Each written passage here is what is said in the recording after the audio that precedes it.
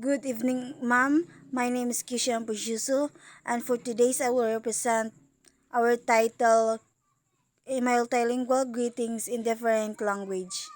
Ang body styling, yung function is margin padding, gikuha ng default spacing sa browser. Ang front family, yung function is gigamit ang balao to front bubbly style.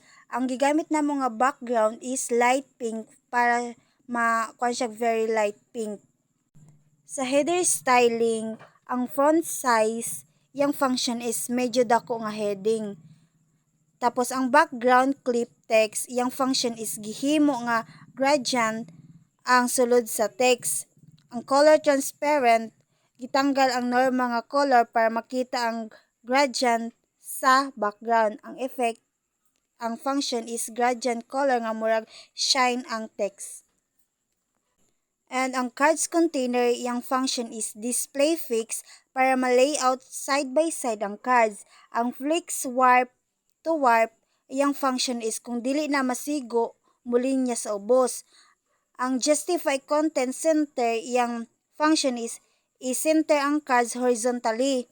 Ang gap, yung function is spacing between cards. Ang grid templates, columns, is yung function is wala ni effect sa flex pero murag sayop nga extra property.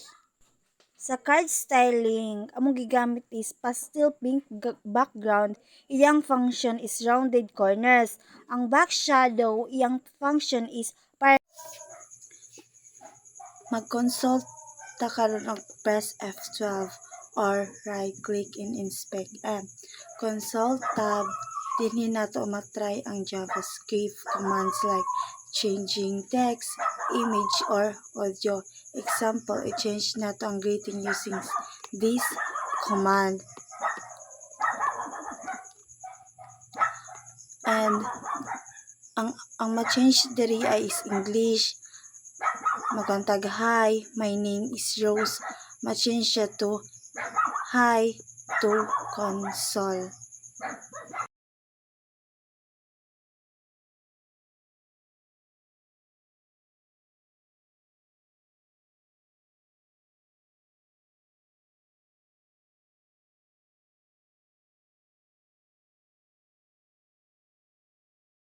Hi, my name is Rose. Nice to meet you.